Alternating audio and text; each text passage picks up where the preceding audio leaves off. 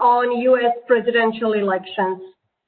As we know, voters in America will decide on 3rd of November whether Donald Trump remains in the White House for another 4 years or the former Vice President in Obama administration, Joe Biden, will take over the presidential duties.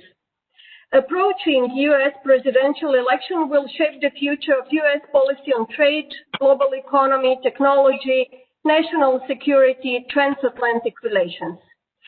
As election day approaches, we witness new circumstances which could influence the opinion of U.S. voters. We are happy to have as our keynote speaker today a White House insider who can help us understand key topics and the political process that will follow in the next 3 weeks. Allow me to extend a very warm welcome to John Decker, White House correspondent for Fox News Radio. John, thank you for joining us today. Thank you.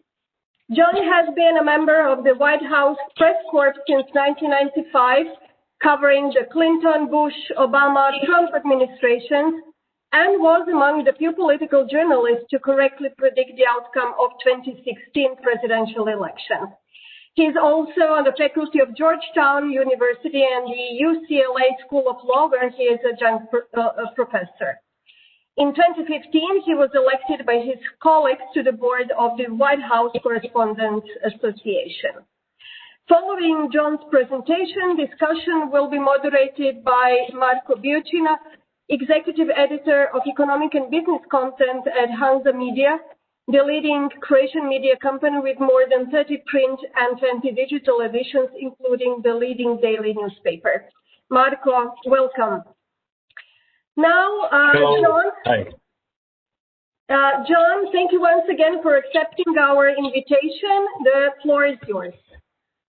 Well, thank you, Andrea. Thank you, Yelena. And thank you to AmCham Croatia. It's a real honor to speak with you today, and I greatly appreciate the opportunity. It's unfortunate that we're doing so virtually rather than in person. Hopefully in 2021, we can see each other either in Washington, D.C. or in Croatia. But again, thank you so much. I'm very honored that you've invited me to deliver this presentation to you, and then, of course, to take any questions that you may have, because I'm sure you're going to have plenty of questions as well.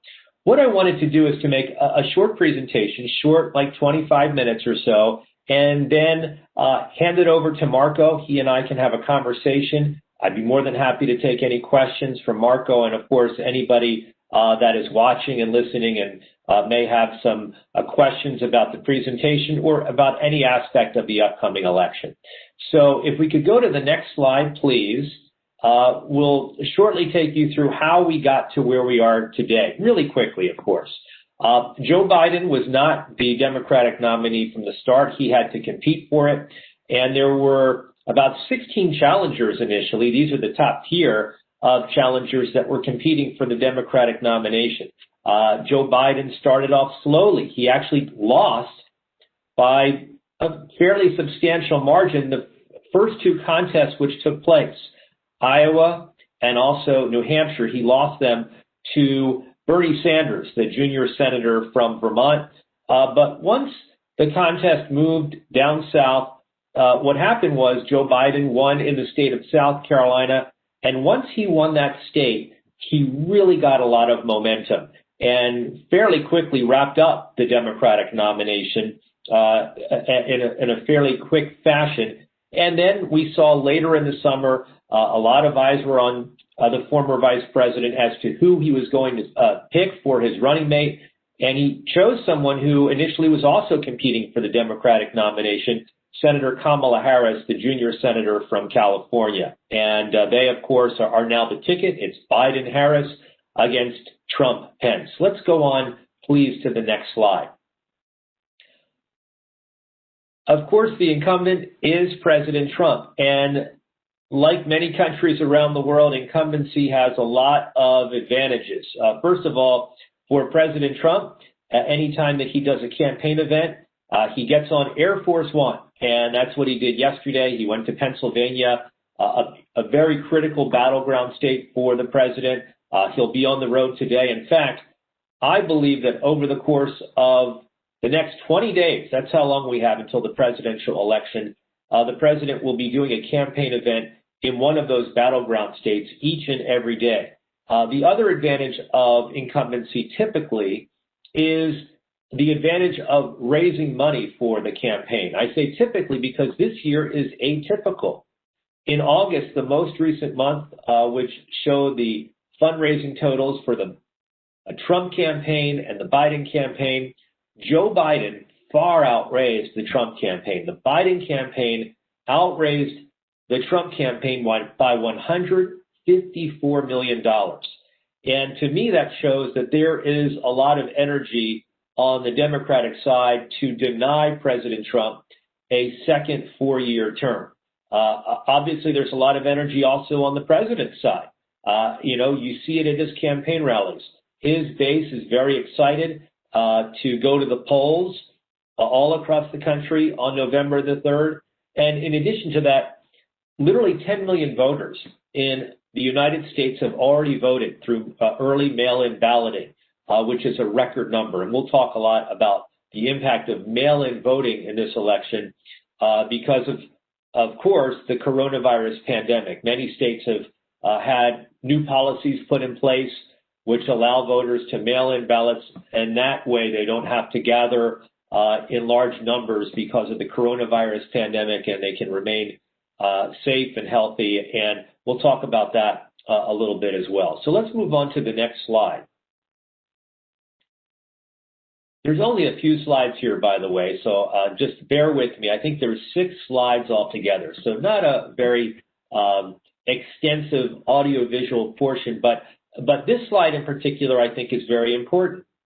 In order to talk about 2020, we need to talk about what happened in 2016. And in 2016, of course, Donald Trump won the presidency. He beat Hillary Clinton 306 electoral votes to 232 electoral votes. And a reminder, in America, unlike most countries in the world, we do not elect our president based upon the popular vote. So the next slide will point that out. But in order to win the presidency, a candidate must achieve 270 electoral votes. And you see that President Trump in 2016 achieved 306. And he managed to do this by winning states that typically Republicans haven't won in the past few decades. So I'll give you 3 different examples of what I'm talking about. You see Pennsylvania in the northeast portion of the United States map, where 20 electoral votes. Pennsylvania had not voted for a Republican for president since 1988, since George H.W. Bush. But what Donald Trump managed to do was he really managed to increase his totals in many parts in rural Pennsylvania to offset Hillary Clinton's strength in the 2 largest states, 2 largest cities, I should say, in Pennsylvania, Philadelphia and Pittsburgh. And in addition to that, Hillary Clinton, although she won Philadelphia by a fairly large margin, she did not get the totals that she wanted out of Philadelphia that, for instance, Barack Obama got when he ran for president in both 2008 and in 2012. Another state that the president won, which managed to impact the presidential election in 2016, the state of Michigan. This is a state that the president won by less than 15,000 votes out of millions of votes that were cast. He won the state of Michigan by less than 1 percentage point. And last April, I did an event in person at AmCham, Netherlands. And while I was there in the Netherlands, I had lunch with the U.S. ambassador to the Netherlands. He's a former U.S. congressman from Michigan, and he was actually in charge of the president's campaign in the state of Michigan in 2016. And he told me, in all honesty, he said, even I was surprised that Donald Trump won Michigan. He said, I just did not see that coming. But that gives you a sense about what kind of excitement and energy there was for President Trump in 2016. There was a feeling of trying to, for many Americans, of wanting something new, not wanting a typical politician. And of course, President Trump was from the private sector, a businessman. He had never run for public office before, had never held public office before. And that's, I think, what many Americans clearly were clamoring for in 2016. The last state which also should be looked at in this particular map is the state of Wisconsin. It's worth 10 electoral votes. And it's a state that, interestingly enough, Hillary Clinton virtually ignored when she was running for president in 2016. In fact, after she secured the Democratic nomination, she never visited Wisconsin, which was a big mistake. It's worth 10 electoral votes. Donald Trump won the state of Wisconsin by less than 1 percentage point, very close election. And this is a state that will also prove critical in 2020. So those three states really accounted for, I think, the victory that President Trump had in 2016. In addition, Florida, accounting for 29 electoral votes, was critical. Ohio, also right next to Pennsylvania, also critical. But in Ohio, the president won that state by 8 percentage points. It was never really close. And here's an interesting fact. No Republican has won the White House without winning the state of Ohio. So that's a critical state for President Trump in 2020. So this gives you a good sense of the map. You see the way I colored it in: red for President Trump, blue for Hillary Clinton. And these are important colors to keep in mind for our final slide, which will look at the 2020 map the way I see it today. One last thing. We'll talk a little bit about the state of Maine, which is in the upper northeast corner of the United States. That's a state that apportions the electoral votes of that state a little differently than the rest of the country. So whereas every state has a certain number affixed to that state based upon their population, Maine does too. But if you as a candidate win one of their 2 congressional districts, you actually can get 1 electoral vote. And that's what President Trump actually did in 2016. First time that a Republican has ever managed to do that. President Trump won the 2nd congressional district in 2016 and got 1 electoral vote. And every electoral vote counts, especially in the 2020 election, as I'll point out. So let's go to the next slide, which is just a reminder for each of you that the popular vote does not determine the winner of the presidential election. So if you're at home in Croatia, you're reading a newspaper, and you see a national poll which indicates Joe Biden is leading Donald Trump by, let's say, 9, 10 percentage points, ignore it. It's irrelevant. That's not how we choose our president. And Hillary Clinton is a perfect example of that. This is the 2016 popular vote. You can look at it for yourself. Hillary Clinton actually in 2016 won almost 3 million more votes than Donald Trump did. You see, she won, almost by 2 percentage points in the popular vote over Donald Trump. In 2000, something very similar happened to Al Gore. Al Gore lost the presidency, but he won the popular vote. And this is important to look at. Hillary Clinton really increased her totals in the state of California. Also, she did well in the state of New York, which is her home state, and also in Illinois, a state that she grew up in. And that accounts for the difference between Donald Trump and Hillary Clinton in terms of the popular vote. If you're interested in betting out there, here's a good bet to make. If someone says to you, I'd like to bet who's going to win the popular vote in 2020, take that vote and you should bet on Joe Biden, because Joe Biden is likely to win the popular vote by anywhere from 5 to maybe even 7 million votes in 2020. But again, that is not how we choose our president. And that difference in margin between Biden and Trump in the popular vote does not necessarily reflect itself in the very last slide that I'm going to show you, which is the 2020 electoral map. And thank you, perfect timing to put that slide up there. So this is our final slide, and I'll just spend the rest of my time talking about this particular electoral map before Marco and I have our conversation. So look at this 2020 map. What I've done here is I've filled in this 2020 electoral map. I've colored it in red and blue. There's gray at the top because I haven't colored those particular states in, but I'll get to that in a moment. Let's look at this 2020 electoral map. Remember, 270 electoral votes is what you need to win the presidency. And we saw what Donald Trump did in 2016. He got 306 electoral votes. But 2020 is different. The map looks a little bit different. It looks different than it did in 2016. And why does it look different? It looks different because of all of the things that have happened over the course of the past 4 years. Here's a theme of my presentation to you. I maintain that most Americans, most of the American electorate, made up their mind as to how they were going to vote in the presidential election on January 1st of this year. And think about that statement. It's pretty remarkable when you think about it because of all of the things that have happened in 2020. In 2020, let's sort of go in chronological order here. We had, at the very beginning of the year, late January, very beginning of February, we had impeachment. President Trump was actually impeached by the House of Representatives. Then we had the coronavirus pandemic, which of course is something that the rest of the world, including Croatia, is dealing with.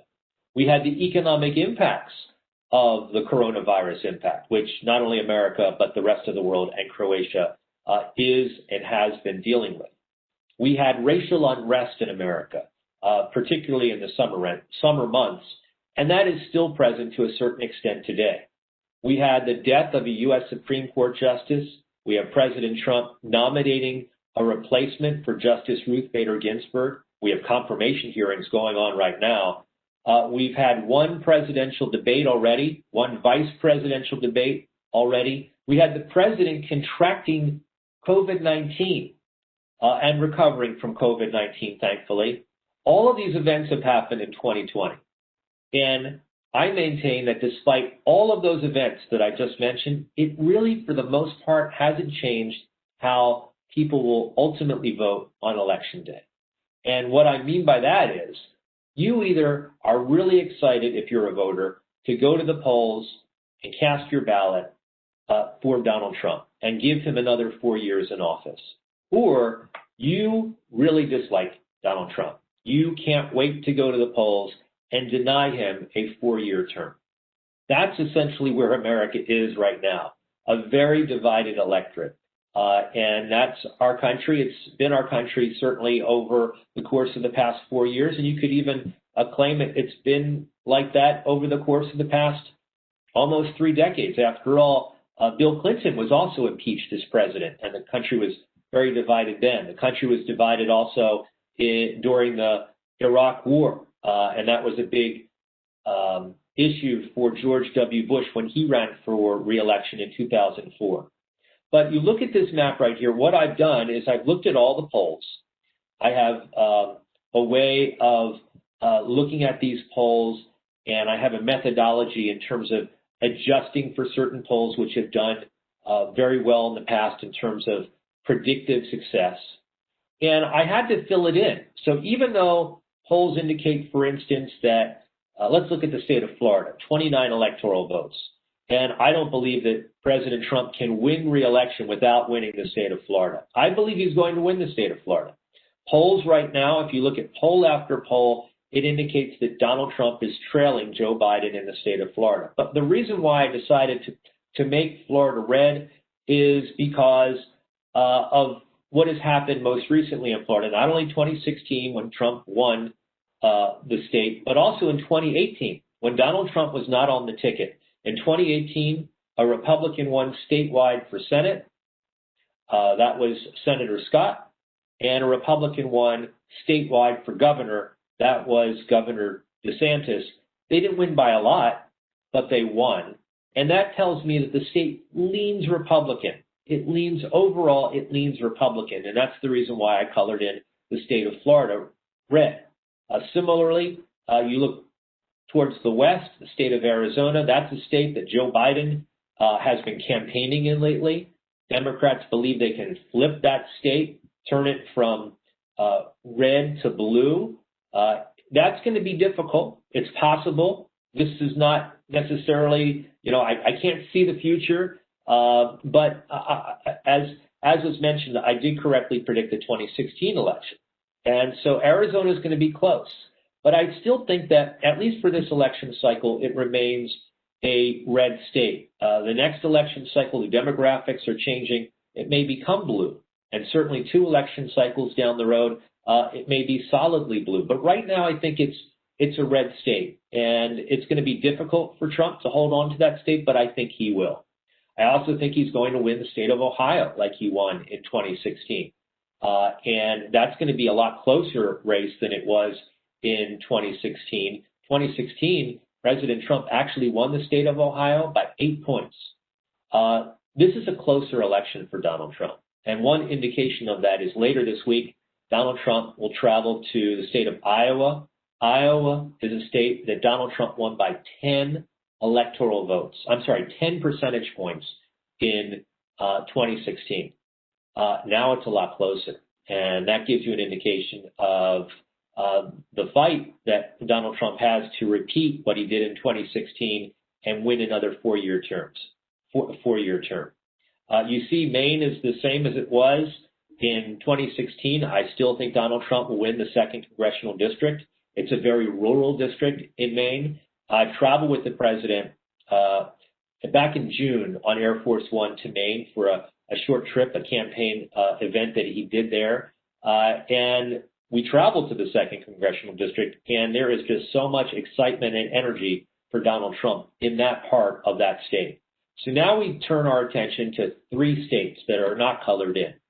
And you see the electoral map at the top, Donald Trump 260, Joe Biden 232. You need 270 to win. Donald Trump, according to this electoral map, just needs 10 electoral votes, according to this particular map, and he wins re-election.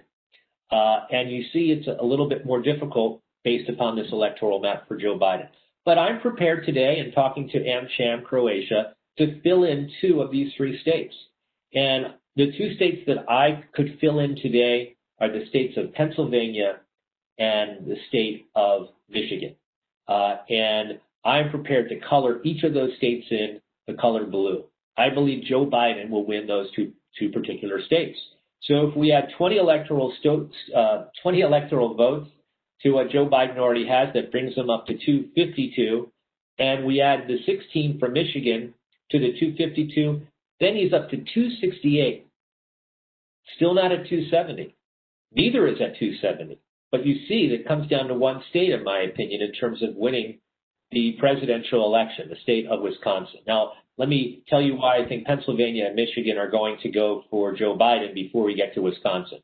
The reason simply is like all elections, it's all about turnout.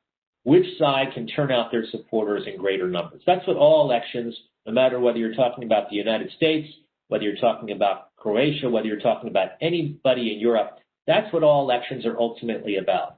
And what Joe Biden, I believe, will likely be able to do in 2020, just less than 3 weeks today, is to turn out a very critical demographic group for the Democratic Party. That's African American voters. Black voters hold the key in these particular states. Now, Hillary Clinton did well in these 2 states, but black voters did not come out for her in the same percentages that they came out for Barack Obama in 2008 and 2012. And it's my belief that in 2020 they will. And that will provide a key difference and key factor for Joe Biden in 2020. And that's the reason why in Philadelphia, which has a large black population, you're going to see record numbers come out in Philadelphia, and in Michigan, which has a large black population, in the city of Detroit, you're going to see something very similar occur. So if we're at 268 Biden to 260 for Donald Trump, it comes down to 1 state, which is nothing new, by the way. The 2000 election, George W. Bush versus Al Gore, also came down to 1 state, the state of Florida. Florida decided that election. Ultimately, it was won by George W. Bush in the state of Florida by just 537 votes. That's it. After literally tens of millions of votes were cast in the state of Florida. George W. Bush only won that state by 537 votes, and that determined who won the presidency in 2000. In 2004, the state of Ohio determined who won the presidency. George W. Bush won the state of Ohio by just a few percentage points over John Kerry, and that determined the presidential election. And in 2020, I believe the state of Wisconsin will determine the presidential election. Polls show right now that Joe Biden is leading in Wisconsin by upwards of 8 percentage points with a 3 or 4% margin of error in some of those polls. I think it's going to be very close. And so as a result, I'm not prepared to actually color in the state of Wisconsin today. But it gives you a sense about how one state can determine which way this particular election goes. And that's the reason why you have Donald Trump and you have Joe Biden traveling to Wisconsin very often. You have their running mates also traveling to Wisconsin very often. Mike Pence and Kamala Harris, they also recognize the importance of the state. And finally, it's the reason why so much money in terms of campaign advertisements are being spent in this state, trying to motivate their respective bases and trying to convince those undecided voters. Most of the electorate, as I mentioned, has decided. About 5% of the American electorate is undecided, and they, like all elections, will determine which way this election goes. In 2016, the undecided voters, in the final 2 weeks of the campaign, they went towards President Trump. In 2020, we have 3 weeks to go. We'll see which way they go. The next and final presidential debate takes place on the 22nd of October. So we're talking a week from tomorrow. And that may convince some undecided voters which way they may vote in the presidential election. So this gives you a sense about where we are for the Trump campaign. And this is the final thing that I will say before I throw it to Marco. For the Trump campaign, they want to make this election a choice election, either 4 more years of Donald Trump's policies, which he claims have really helped America in terms of our economy. And there's no doubt that before the coronavirus pandemic, the U.S. did have the strongest economy in the world. Or he will argue the policies of Joe Biden, which he says are policies that emanate from what he calls the radical left.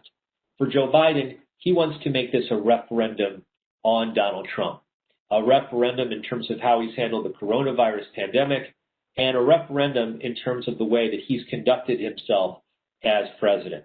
So with that, I conclude my presentation. I'm sure you have plenty of questions about not only the presentation, but also I'm speaking to AmCham Croatia, and I'm certain that you have questions about what a Trump presidency would mean to Europe in the next 4 years and what a Biden presidency would mean to Europe over the next 4 years, and I'm sure we'll get to that as well. So Marco, I throw it to you now.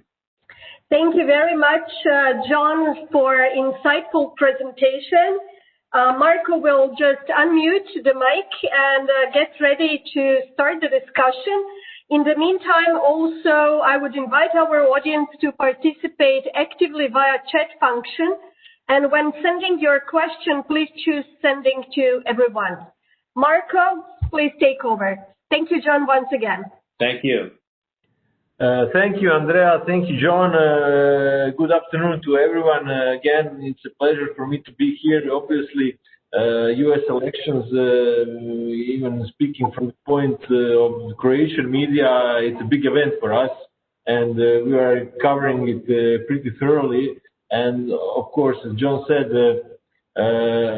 big number of events happening from January 1st to now, and everything sort of, we're always trying to see how how will this, or how could it affect the final result, and well, how this final result could affect us in Europe and Croatia. And this was actually, from your part, John, a good point, and I think we will come to this, and this is obviously what can we expect from the next presidency, whoever might it be. Well, my first question is obviously, regarding which has been an issue since the 2016 elections, not just in the US but also in Europe. We had a number of high-profile elections and referendums, and we always come to this topic of polling.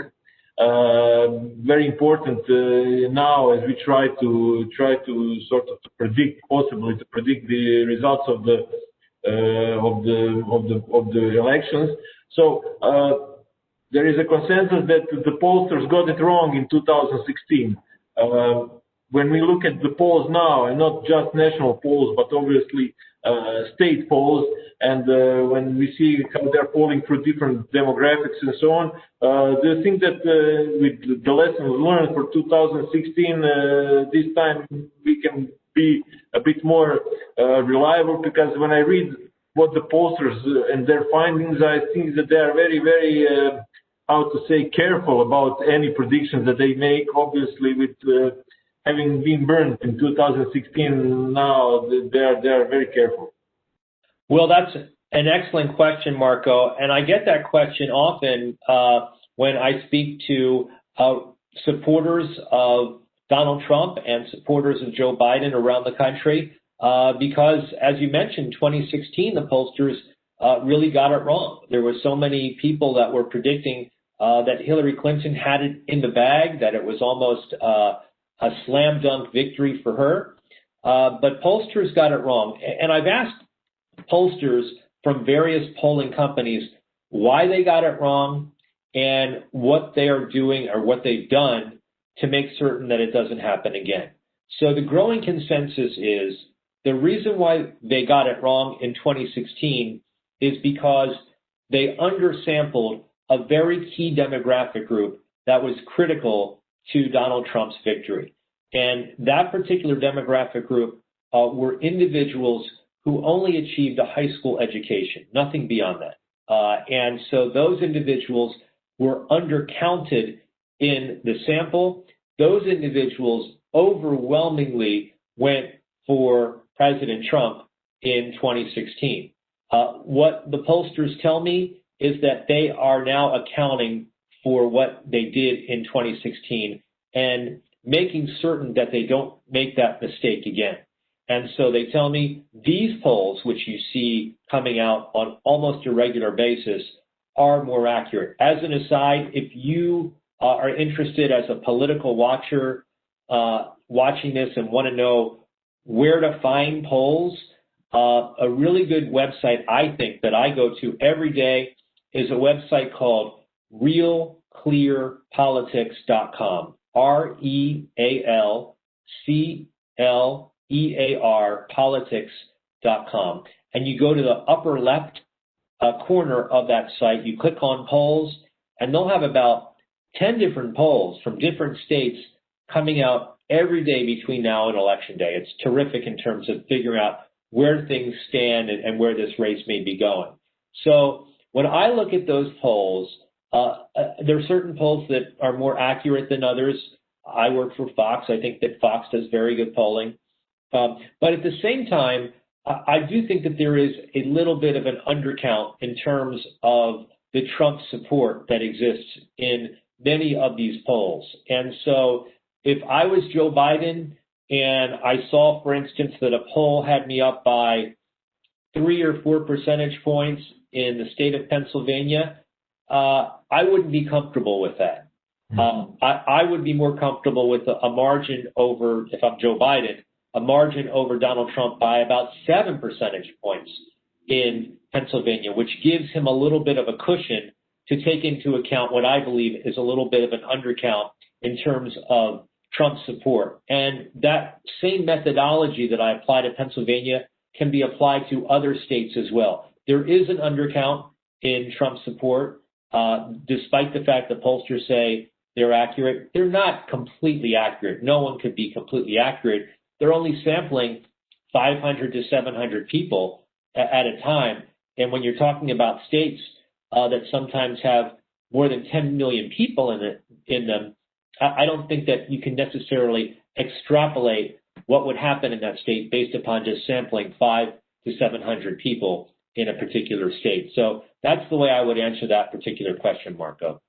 Yeah, because one of the things that I was reading about just recently is talking about what happened to the pollsters in 2016. That was also this issue of how they divided the undecideds, and basically they divided them by equal share when they did the polls, and what turned out that this was not correct, and to a larger extent the undecideds went for Trump in 2016. But what they are saying now, and it's, well, you have been talking about it also, is the fact that we have these two big camps who are already decided, and the number of undecided is much smaller than it was then. So this is actually a good indicator for the pollsters, because it narrows down the possibility of mistake in that area. I agree with you completely. Absolutely. In 2016, President Trump was candidate Trump. He was an unknown. Hillary Clinton was the known factor. She'd served as Secretary of State, U.S. Senator, First Lady of the United States. In this particular instance, Americans are very familiar with both Joe Biden, who served 8 years as Vice President, and of course, Donald Trump, who has served 4 years as President. And the unknown factor is not really present like it was 4 years ago. When we are talking about demographics, well, your model obviously is based on this notion that nothing has changed since January 1st. But there has been a lot of talk about the effect of the COVID pandemic on Trump's key demographic, older white voters, and this is especially perhaps interesting in the case of Florida, where this part of the voters is really significant. It is significant. Yesterday, in fact, that's exactly what Donald Trump and Joe Biden were doing. Donald Trump was in Pennsylvania. He was in Johnstown, Pennsylvania. For Joe Biden, he was in Florida, and they were both speaking to that demographic group, seniors. And that was a group that as a whole, as a demographic whole, went for Donald Trump over Hillary Clinton in 2016. That has not happened in 2020. That particular group, and maybe it is because of the coronavirus pandemic, that group appears to be siding more with Joe Biden now. And I've seen some polls by, over 10 points than Donald Trump. And that's obviously why in these waning almost, less than 3 weeks until the presidential election, so much attention is being focused on seniors because, first of all, they're critical to both of these candidates, number one. And number two, they are such reliable voters. There are places in Europe where voting is mandatory. It's not mandatory here in the U.S. There are places in the country in which, 70, 80% of eligible voters do go out and vote for the election that's happening. But it's not mandatory. But having said that, seniors of all of the demographic groups out there, they are the group that is most reliable in terms of voting on election day, or in this case, voting by mail-in ballot, because there have already been 10 million mail-in ballots cast already in this election. 10 million people have already voted ahead of the November 3rd election, and more will certainly come in over the course of the next 3 weeks.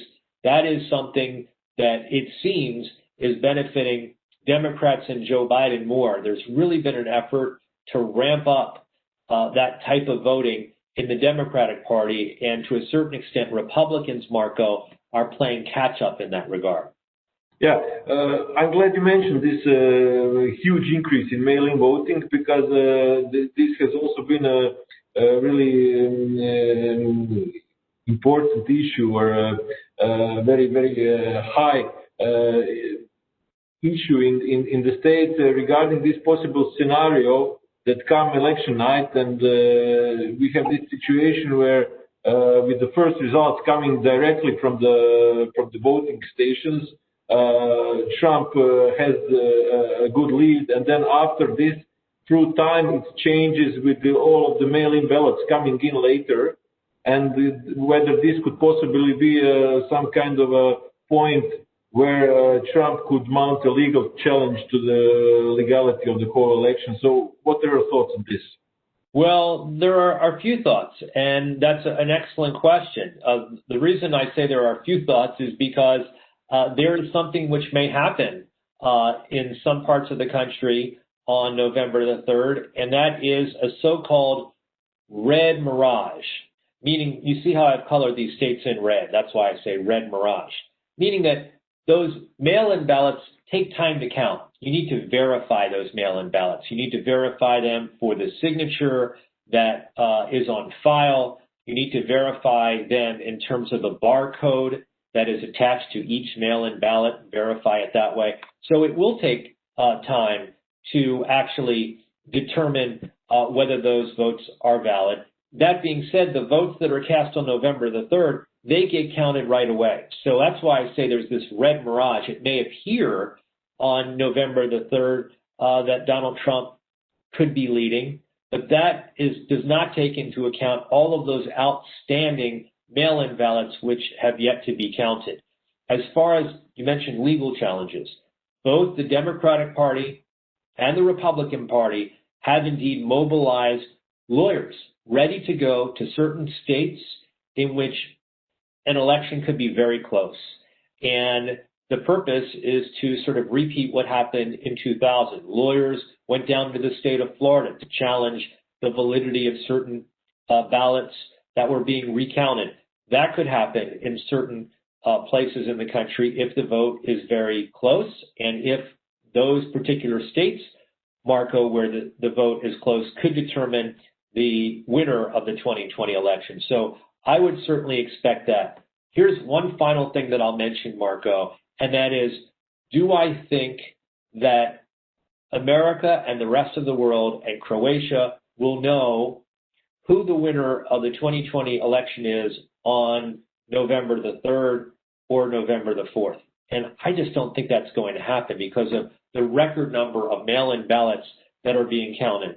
The caveat to that, however, is if we know on election night that Florida has been won by Joe Biden by, let's just throw out a number, 3 or 4 percentage points, to me, it's a done deal. I just don't see a path for Donald Trump to win re-election without winning the state of Florida. And the reason why I mentioned Florida is because Florida is a state in which 30% of votes that were cast in 2016 were mail-in ballots. This is a state that is prepared for this type of voting, and they actually count the mail-in ballots ahead of time, before November 3rd. So the numbers that you're seeing on election night in Florida are the real thing. There will be no red mirage.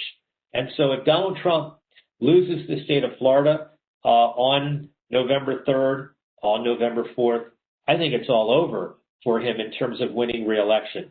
That, to me, is the state that I'll be paying the most close attention to, certainly because it's an East Coast state, and I don't have to, wait for what comes out in other parts of the country, which vote a little bit later.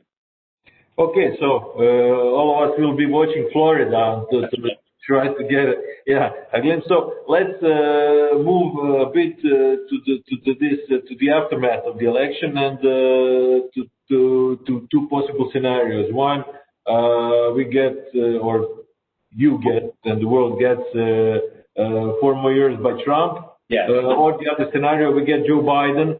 I think possibly also an important factor in modeling in these scenarios is the situation regarding the elections for Congress. So not the same as I see it for a president to also for his party to have control of one or both chambers of Congress, or to have the opposing party control it. So in this sense, how do you see, what can we expect from another Trump term, or what can we expect from Mr. Biden coming into the White House? Well, so glad you got to that question, Marco. This is maybe what everybody's tuning in for, to see what this election may mean for Europe, what this election may mean for the EU, for Croatia. About a month ago, I had an interview with President Trump, one-on-one television interview for Fox, and I asked him, Marco, a similar question that you asked me. I asked the president, if you win another 4 years, and this is the way that I phrased it, I said, will you mend fences with Europe? Will you mend fences with the European Union? And typically when I ask the president a question that has that turn of a phrase like mend fences, he'll repeat that kind of a phrase back. He likes that. But to me, it was very instructive that he did not repeat that phrase back to me. And he said, another 4 years of a Trump administration will mean policies that have worked well for America, he said, in the first 4 years. And what the president explained is that his policies, his economic, his trade policies, he believes have benefited the U.S., have benefited the U.S. economy, and I would expect that will continue. And so I would not expect the president to so-called mend fences with Europe, to remove those tariffs that have been in place against Europe, not only on steel and aluminum, but a variety of products.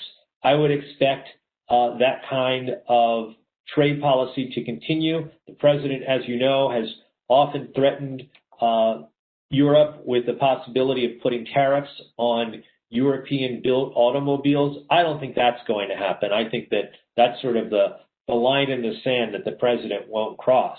But as far as those other policies, I'm certain the president will continue that. And the president will also continue a very tough policy towards China that he's maintained over the course of his first term.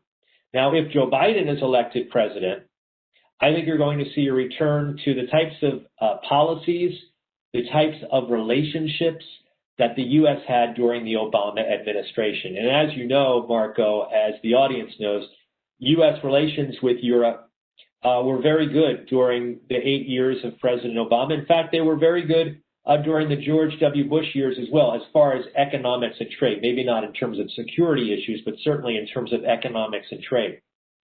And so if Joe Biden is elected president for the 2020 presidential election, those tariffs on so many European products that have been put in place by the Trump administration, they're going away.